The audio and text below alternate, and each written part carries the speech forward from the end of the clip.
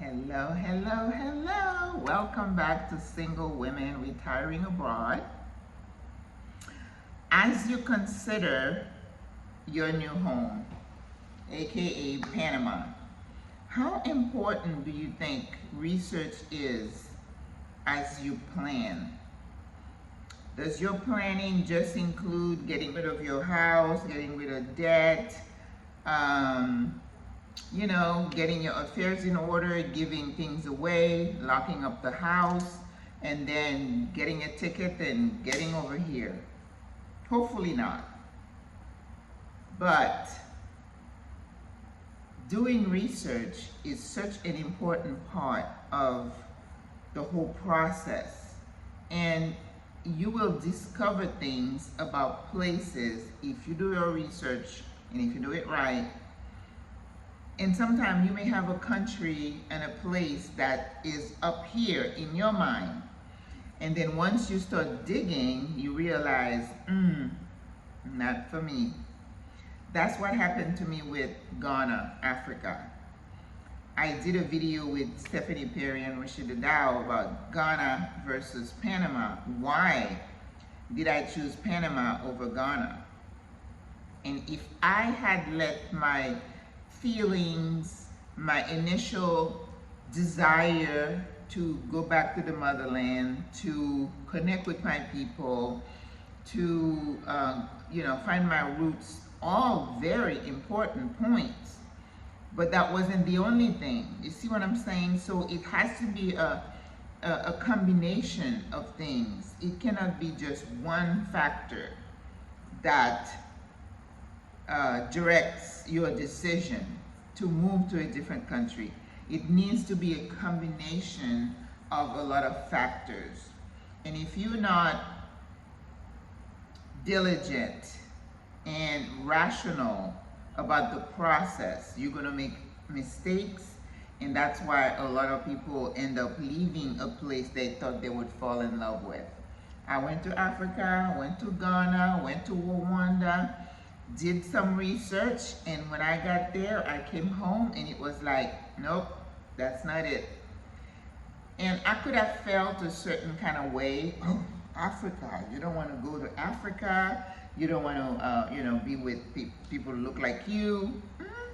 I do, but that was not the only thing that was important to me. So you see what I'm saying? You have to be your own person. And again, I'm going to go back and say, know thyself, know what's important to you, and don't don't negotiate about that. If something is important to you, don't let people crowd your mind with things. But what about that? What about that? No, this is about you. This is about your decision, because you're going to have, listen, moving your whole life away from a place that was familiar to you, with people who know you, people who you understand how their mind works, to go to a whole different country where you got to relearn things at your age, if you're a certain age, of a certain age, that is a major, major life decision.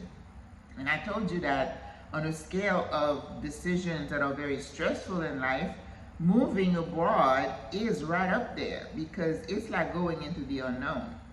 So when you make the decision after you've done the research, you have to be comfortable with yourself saying, I made the best decision with the information that was available to me. And that's how I feel when I make a decision.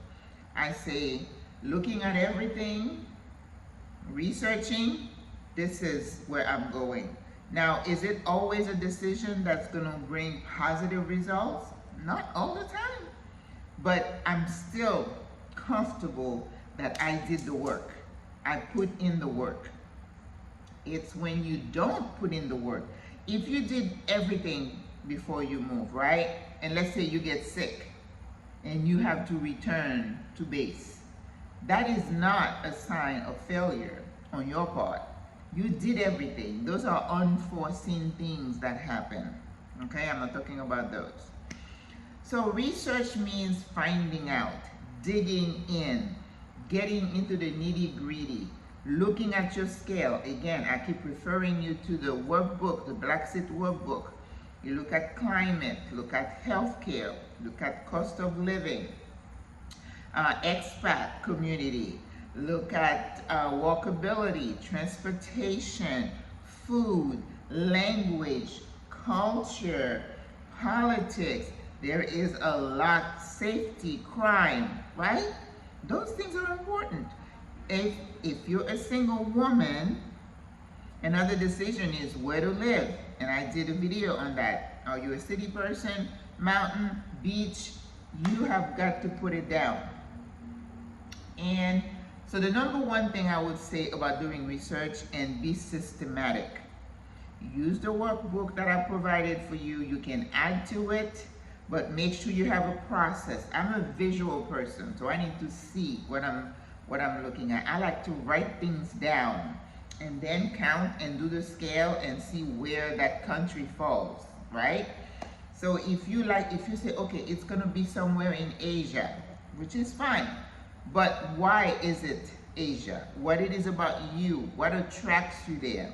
Don't just say, oh, I love Thai food and I love it, so pretty. Yes, but is that the only thing you need to consider? I was watching a video today about this guy talking about expats. I forgot what the name of his channel is, but he's talking about the honeymoon phase after you move to a new country. You know, after 3-6 months, you were looking for an apartment, the adrenaline's going, you're excited to see what's available. You find an apartment, you sign a lease, you get electricity, you got your phone, and you spend some money and some time redecorating and getting a little place to look exactly, you know, to reflect you. And then he said, and then what? What comes after that? So you have to see what hobbies are there for me, because you're gonna have to fill your time with something else, right? So all these things are important. So be intentional, be organized. Don't let your emotions get in the way of the information. So go on YouTube, yes. Okay, this is the only thing I was gonna say. I said to be organized, be intentional, be rational about getting the information. Number 2 would be, where do you get the information? Do you only get your information from watching YouTube? In watching YouTube, my gosh, everybody has an opinion about something, right? I have heard some very conflicting info on YouTube. People who live around here. And then I live here too, and I was like, really? Where did that come from? I don't see that. I don't feel that. Everybody's opinion is clouded by their own experiences, by the kind of person they are, how they were raised, where they come from, their politics, their personality. Everything will be a reflection of this person. So you need to look at multiple sources of information, right? If you're watching YouTube, don't just watch one person and just swallow everything that person says. Again, that person is one individual with all his or her characteristics. So they're going to give you a view of how they see the world. You need to look at multiple people on YouTube. And you need to go Google. You need to do your research as if you're writing a paper, okay? So don't just look at Wikipedia. I remember when I was in college, I could not refer to Wikipedia as a source because it was not something that was research-based. You need to go to Dr. Google, I said Dr. Google, go to Google and look at the information. Go to the country's, the U.S. ambassador's website for that country. Lots of information there, right? Go to the city, county government. And in Google, whatever information you're getting, you can translate it in English, even if it's in Spanish, so you can get. If you want to know the crime rate, if you want to know the GDP, if you want to know the economics, right? You want to know about violent crimes, you want to know about rapes and women, crimes against women, right? You want to talk about the ethnic groups. I did a video on that. You know, I'm trying to kind of give you some information to save you some time. So go to the Facebook page. Hopefully you're looking at my video right now. I'm going to create those playlists that says getting yourself ready to choose your home. And then the second playlist is going to be getting you ready for Panama. And then another playlist will be what happens, what is like here in Panama, what is life like, okay? So be diligent, be organized, use multiple sources to get your information. And then organize the information like a scientist. Don't say, oh, I don't feel like he was telling the truth. Oh, I don't think this information on that website for the country is accurate. Why would you say that? You're trying to get information. Don't let your views, the way you feel about certain things, influence what is the truth, what is in front of you, okay? At some point, you have to trust the source of information. But when you're looking at somebody's video, that person is trying to reach a certain audience, and sometimes they may say things that are not accurate. Just like you hear about a term called clickbait. Somebody can just say something so outrageous just so that you can click and look and see, what does she mean? How many times you see a title and then you go watch the video, it's got nothing to do with what they're talking about. I can do that, okay, because I have to be true to myself. So if I am right and talking to you about something, that's because that's what I know, and that's because it comes from my experience. And again, I keep always doing a disclaimer saying, I am not an expert, I'm not a financial planner, I don't call myself a coach, I'm just here to share with you my experience, how I came to this place, how I prepared, how I did my research.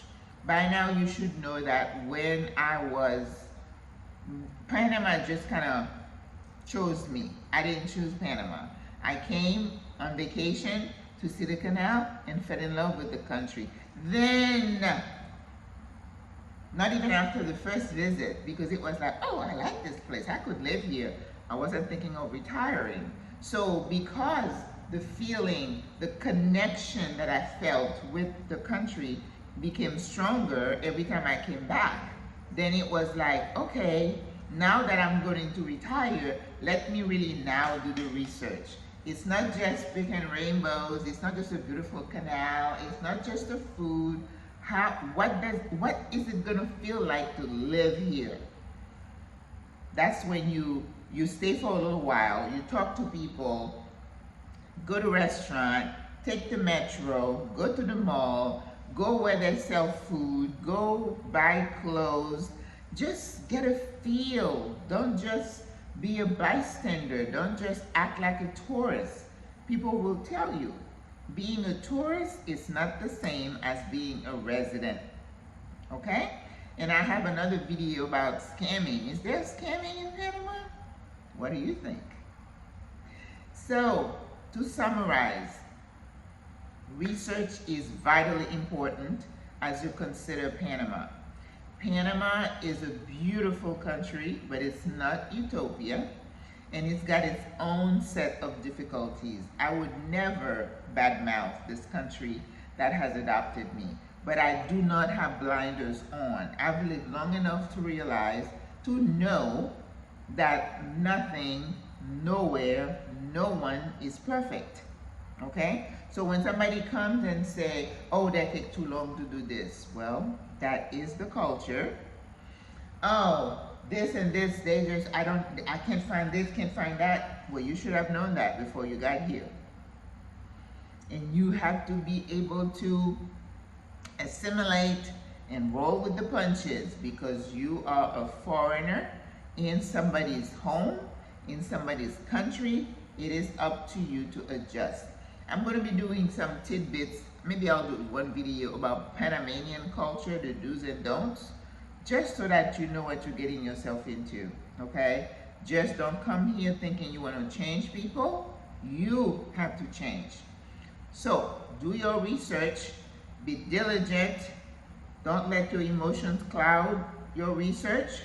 Get your information from multiple sources and then tabulate all the information you get and make a strategic, a rational, left brain type decision. Yes, like I said, I'm spiritual. I believe in the connection. I felt that connection. If you don't feel it, I don't know. But most people who come to Panama would say, I loved it. I felt great when I was here. People are losing weight, eating better. People are relaxed. People are, their pain has gone away. There is a lot of positive, but there could be some negative. So adjust, and adjust. Do your research.